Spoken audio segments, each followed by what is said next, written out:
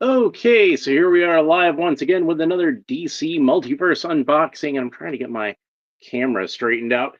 And this is Cyborg Superman from Revenge of the Green Lanterns. There's a nice picture of Cyborg Superman on the back, holding a locomotive over his head, which I'm guessing he is more powerful than, since he has all the powers of the original Superman. So, for those of you who don't know, Cyborg Superman, spoiler warning if you haven't read the entire Death of Superman storyline from the 1990s, which is one of my personal favorite Superman comic book stories of all time.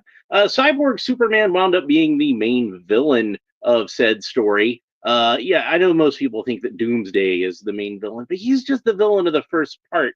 The story starts with the death of Superman, but it continues on into Reign of the Superman. It's this whole big epic, and basically, the beginning of Reign of the Superman, you have four different characters showing up to fill the role of Superman.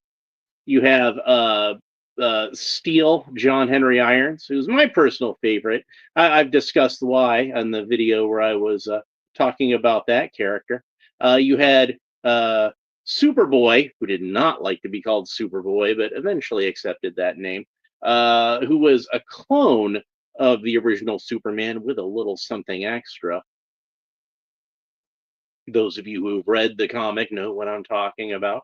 Uh, you had the Eradicator, who looked like the original Superman, but did not have the same attitude at all, and was definitely a more harder edged version of the character. The cover that first depicted him was an homage to the Arnold Schwarzenegger Terminator poster, so that should give you some idea. And then you had this guy, Dan Jurgens, came up with this character, and he was actually Hank Henshaw, who started out as being kind of a pastiche character of Reed Richards, and he died in that story, and his spirit wound up being able to possess technology.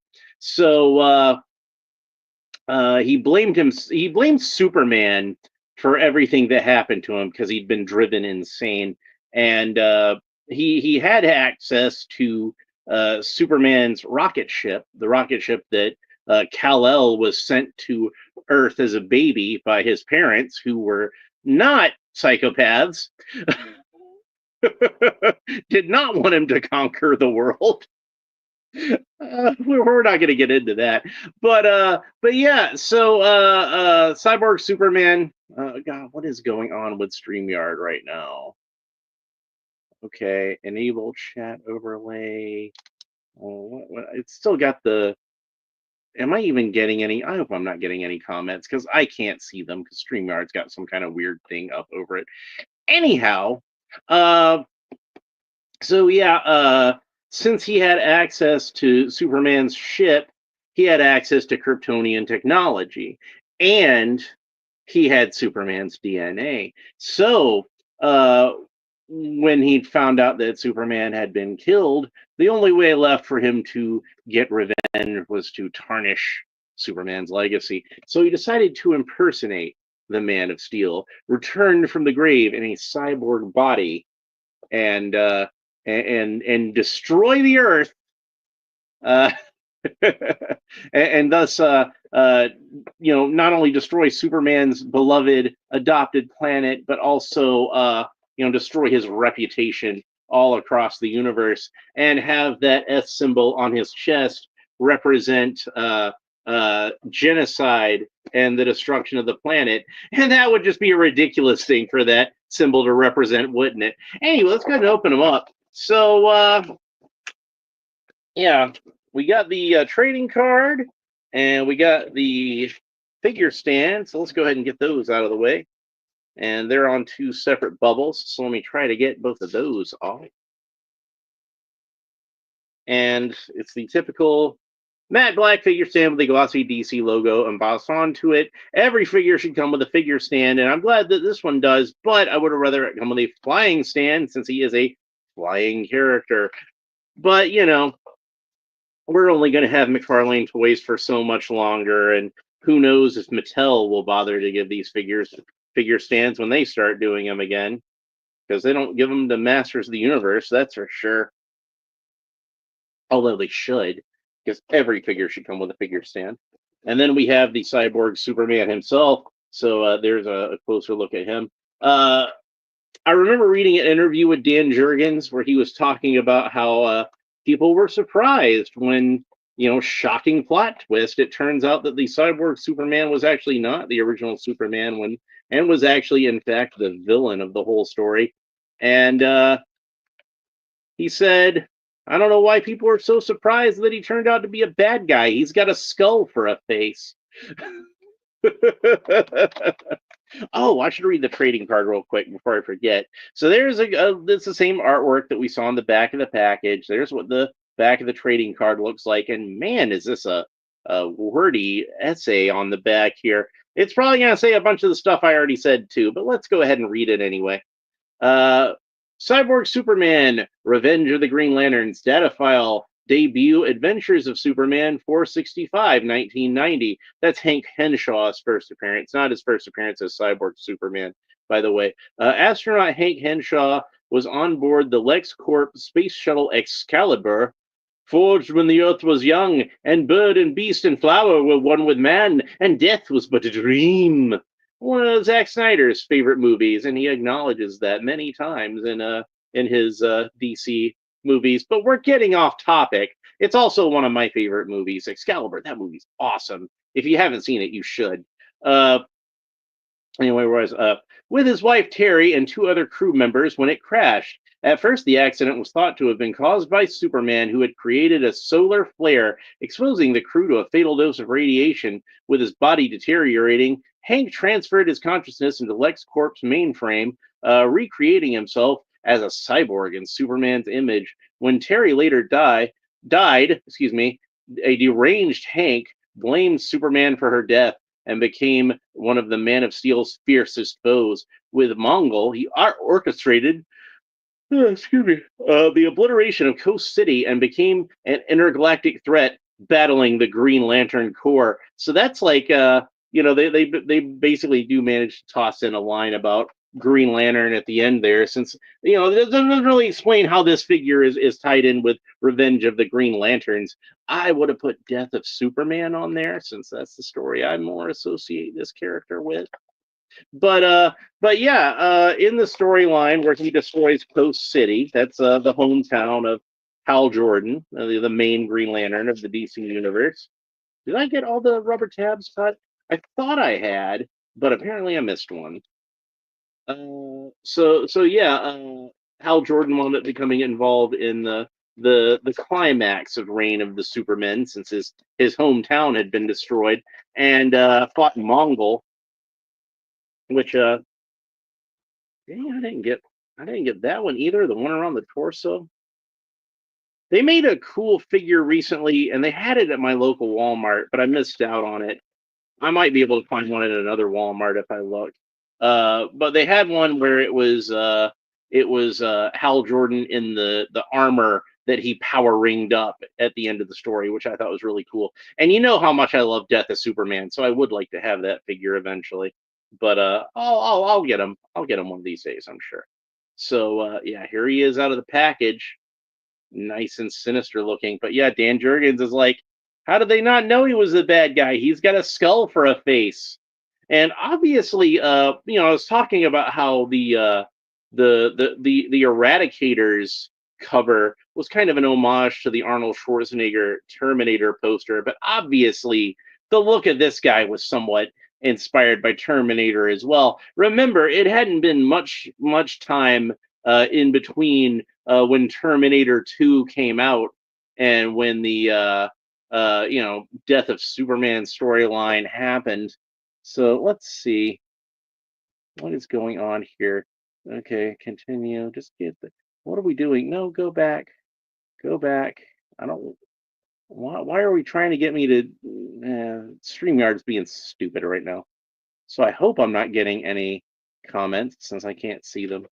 But we don't have that many people watching. It's still kind of early in the morning or late at night for me because I haven't been to sleep yet. But yeah. So and his hair seems a little longish in the back. You know, Superman didn't have a mullet yet when Cyborg Superman was created. That came like just after. I was almost expecting he would have a hinged jaw, but he doesn't.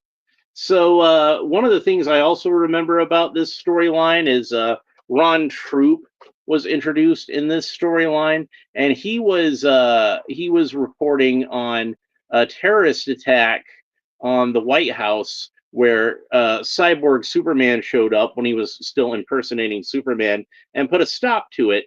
And Bill Clinton declared that this guy was the what was the one true Superman because he saved his life. So good job, Bill Clinton. Also, I noticed he does not have a yellow S on the back of the cape, which I know a lot of people are sticklers for, and I don't blame you. That is, one of the time honored elements of Superman's costume. But I don't think it's such a big deal on this guy because he's not the real Superman anyway, so that's fine. He does come with some extra hands. You can see on the figure he has an open left hand and a solid fist on the right hand. We haven't talked about these extra hands yet, so let's go ahead and do that. He's got a solid fist for his left hand.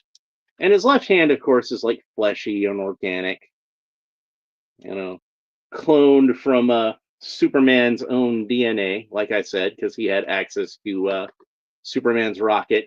And in the post John Byrne era, Superman was sent to Earth as a fetus in a Kryptonian birthing matrix. Remember, in if you haven't read the comics and you have seen the movie Man of Steel, you remember that the all the Kryptonians were test tube babies in that version, except for Superman because Jor-El had actually impregnated Lara to create Krypton's first natural birth in centuries.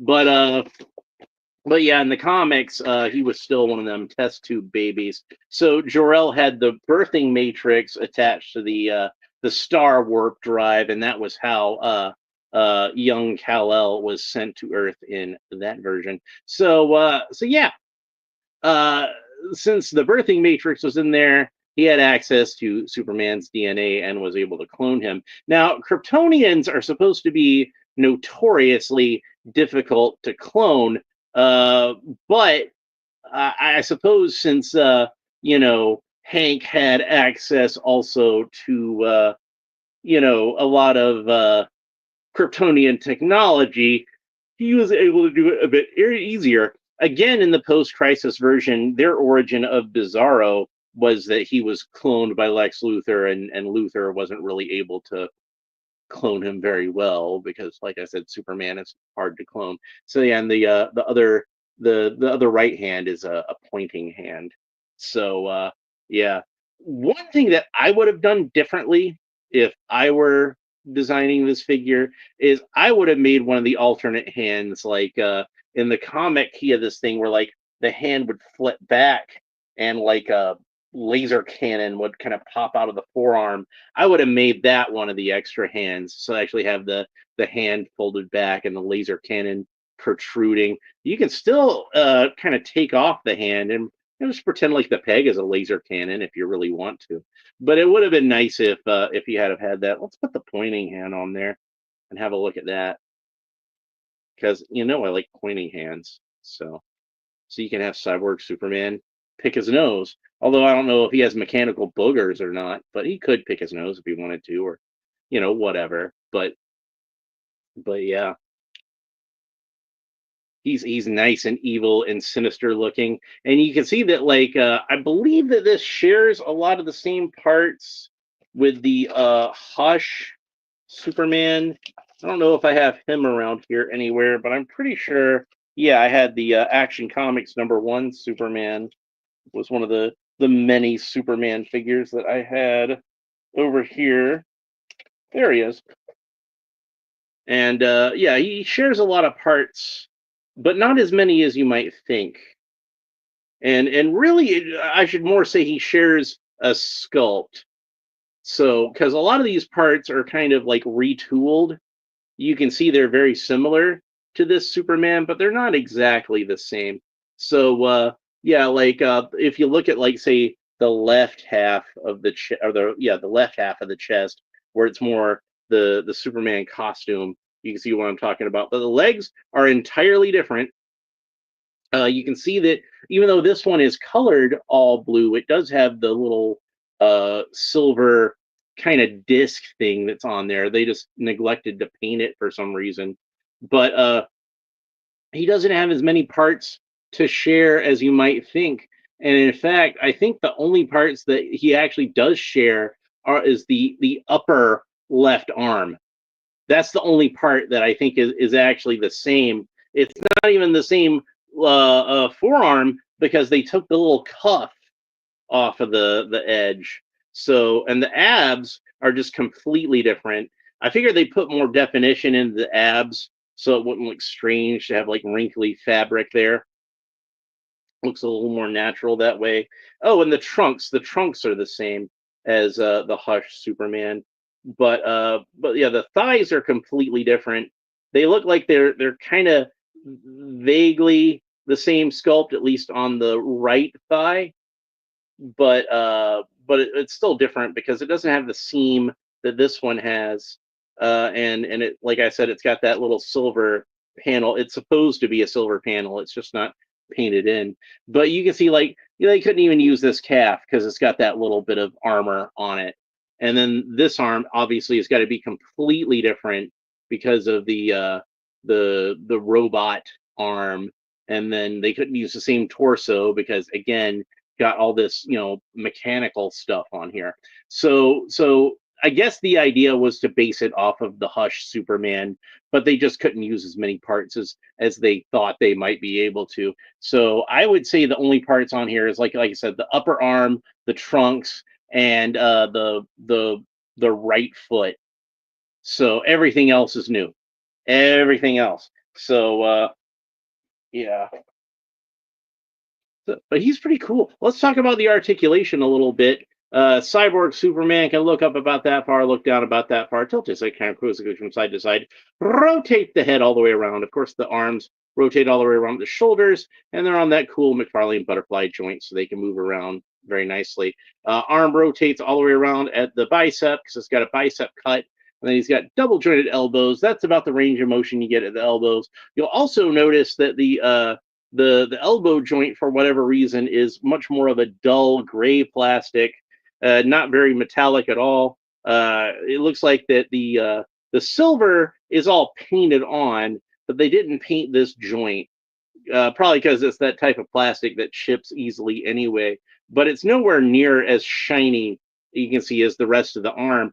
I think that's fine because if you think about that as being kind of like a mechanical joint there, that you know, it's probably not going to be as shiny anyway. Now he does have the cool Mcfarlane wrist articulation, which you can move around pretty much any which way you want to. He's got the cool Mcfarlane torso articulation that rotates all the way around where the rib cage meets the abs and where the abs meets the trunks. And you can get a lot of cool poses out of that because it basically wobbles around any which way you want to. Cyborg Superman can kick up about that far. He can do the splits no problem. He's got like a little bit of a wobble here that Mcfarlane figures tend to have. Not like a full swivel, but enough that you can still get some good poses out of it. He's got double jointed knees. This one seems like it's a little stuck, probably because of that silver paint. That tends to happen sometimes. They did paint in the knee joint. I guess that was probably a little too. Oh no, he doesn't have a double jointed knee. That is a single jointed knee on the robot leg, and I know why they did that because check this out. They actually put this hole through his leg. Can you see the hole there? Can you see the hole there? Yeah, there's a hole right there. And that's in the comic book. There actually is a hole in Cyborg Superman's leg that you can see like the background through and everything. So I figure they sacrificed the double jointed knee on Cyborg Superman's robot leg so they could have that little detail that's accurate to the comic book. So that's really cool. I like that. He does have a double jointed knee on the right leg though. So that's about the range of motion you get at that knee. Now, he does not have a boot cut.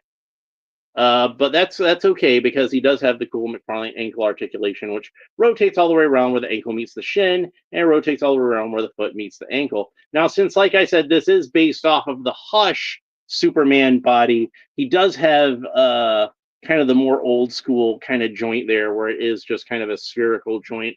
But they hit it pretty well on the Hush Superman body. We can see again going back to the Action Comics #1 figure, which shares a lot of same parts as Hush. You can see it's got that same sort of joint on there. Man, that's a good villain pose right there. You can practically hear him monologuing, and I didn't even mean to do that. It just came out that way. So he does have also his foot points down about that far, points up about that far, and he's got toe articulation just to show off. And yes, he does have toe articulation on his robot foot as well. And they also did the thing where like the toes are split on the robot foot. So I think Dan Jurgens would be very proud of this figure. So, and Dan Jurgens should be proud of a lot of things as far as his legacy as a creator on the Superman books. I would say Dan Jurgens would make my top 10. He'd be like one of the few that would make the top 10, both as terms of artists and as terms of writers. I think that he's good at both. Hey, we did have a comment finally. Nico Bellic says there's a big plot hole in Superman. Why couldn't I haven't seen it yet, but I'll go ahead and read it. Why couldn't he use his X-ray vision to see Ultraman? He should have known long before when Ultraman arrests him that Ultraman is his clone. You would think that Superman would, when he encounters somebody in a mask, especially an enemy, maybe not so much a fellow hero, like maybe the first time he meets the Flash, since the Flash is a good guy, he might respect his identity. But an adversary, you would think, yeah, he would immediately scan him with the X-ray vision to see. But maybe I don't know if they explain it in the movie. Maybe Ultraman's mask is lead lined, and that would be a possible explanation for that. But if it's not in the movie, it's not in the movie, is it? So, like I said, I haven't seen the movie yet. I don't know. I couldn't possibly say. But if anybody who actually has seen the movie wants to comment on that, please leave a comment. We've already spoiled it in the video, so you might as well spoil it in the comments too. So, and I know at least some of my regular viewers have seen the movie because I've talked with them about it a little bit. So yeah, man, this is a great figure, and I'm really digging it. I think out of all the figures that I've opened for this particular Superman theme that I started last week, I think this might be my favorite one that I've opened. Yeah, he turned out really awesome. Now the Kingdom Come Superman, that's a really close second. I was really happy with how this figure turned out. I really like the Silver Age Super. I think that one would have been perfect, and that one might have won if they hadn't put that black outline around the emblem. I think that if they hadn't have done that, that would have probably been my #1. So, but as it is, it got bumped down to #3 because of that. MHD is here. Hey man, it's been a while. So he says, "Hello, Alan. Cyborg Superman looks great. Can't find him here in Poland though. That is unfortunate."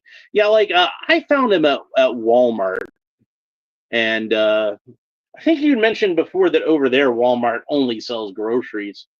I think that was you mentioning that of Poland. It might have been somebody in some other country, but I'm pretty. Am I right about that? Was that you saying that about Poland?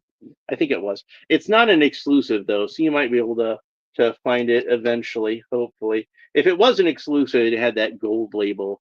Yep, that was okay. I thought I was remembering correctly. Sometimes I'm an old man and things get blended together in the brain. But yeah, he looks awesome. I'm really happy with how he turned out. And like I said, Cyborg Superman is one of my favorite villains in the Superman mythos, and he's the villain of my favorite Superman storyline. Like I said, Doomsday is just kind of the big monster that he fights at the beginning of it, but Cyborg Superman is the actual mastermind of like the third act, which is where it gets really epic. That's how awesome Death of Superman is that like Death of Superman is just like the start of the story.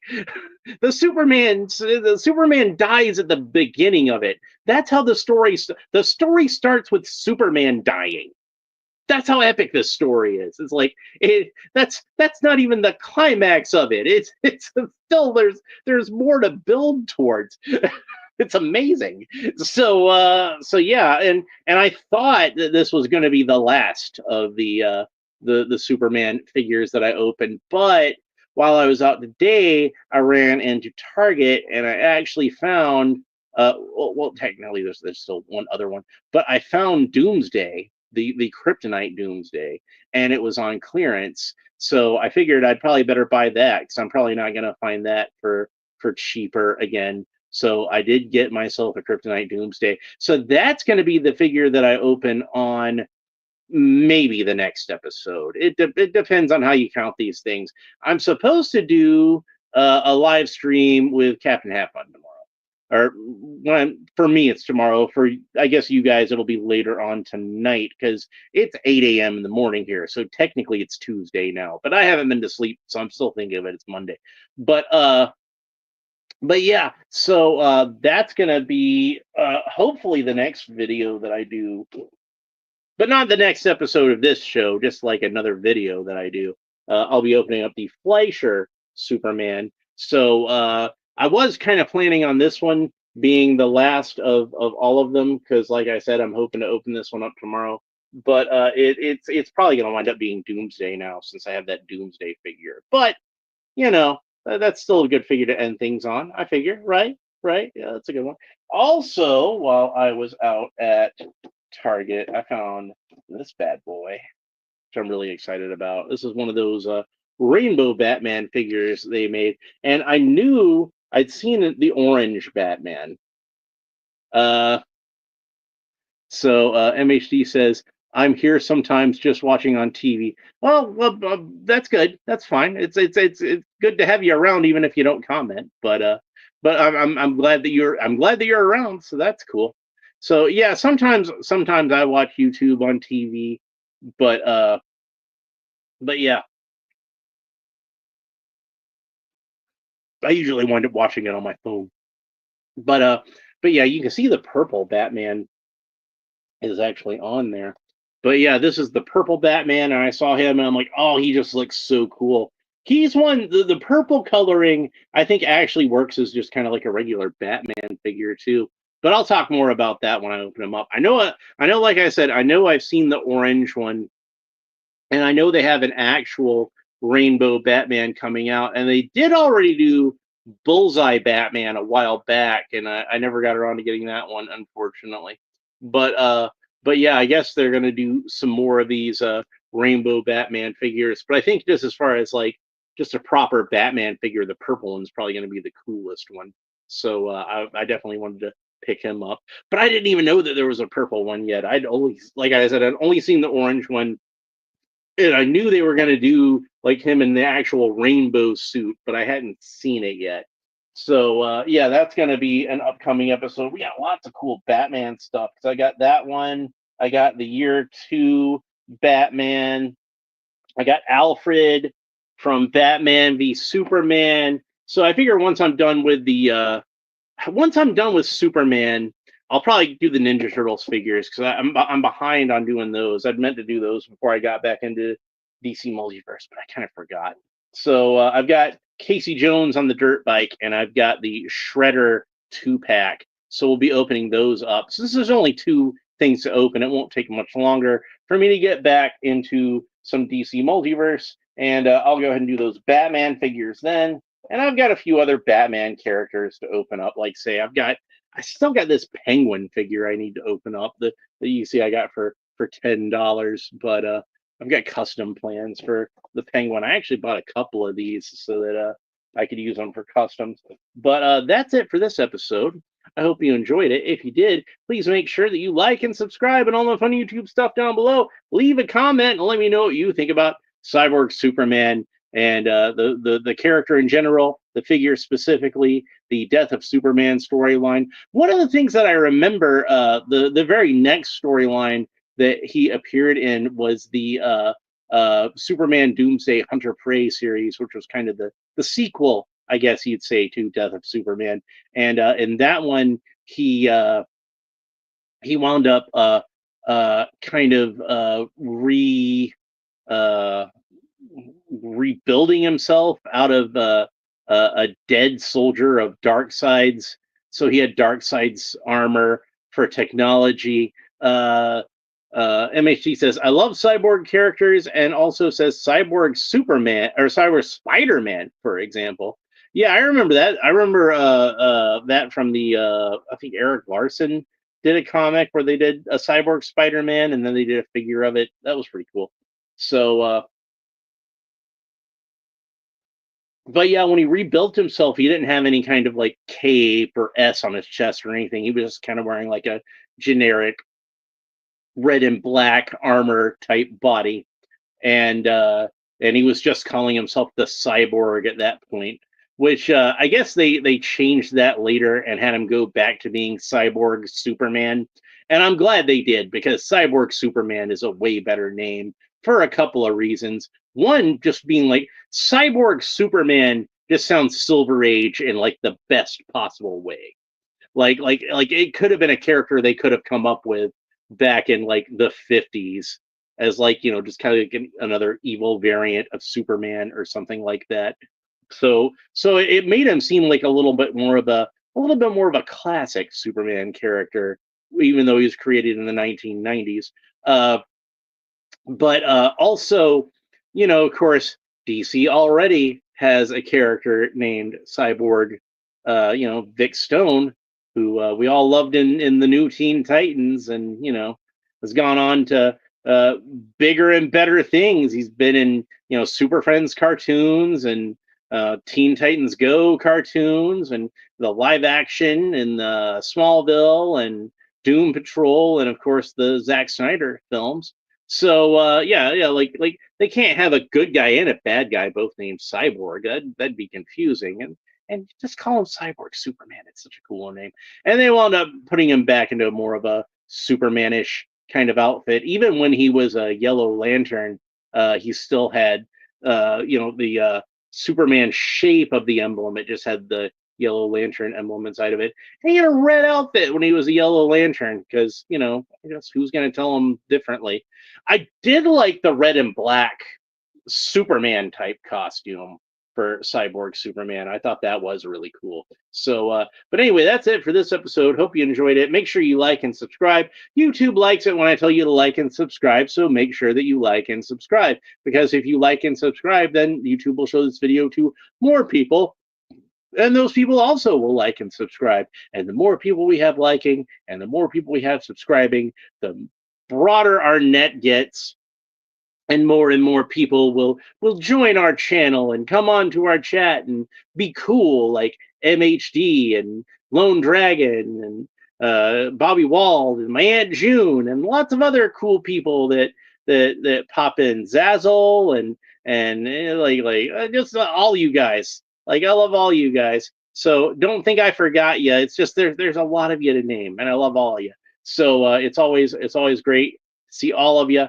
And thanks for stopping by to sit on my couch and talk about action figures with me for a little bit. So the next video, depending on how things work out, is either going to be, I'm going to do the live stream with Captain Half Fun, and we're going to talk about Fleischer Superman, or it's going to be Doomsday, and we're going to talk about Doomsday. So either way, it should be something really cool. And then we got some Ninja Turtle stuff, and then we're going to get back in DC Multiverse and talk about some Batman stuff. And we're going to have a whole lot of fun. Oh, and I've got Jade. I've got Animal Man. I've got a few other surprises on the way. So lots of cool stuff coming. All right, that's it for this episode. Hope you enjoyed it. We'll talk to you next time. Bye.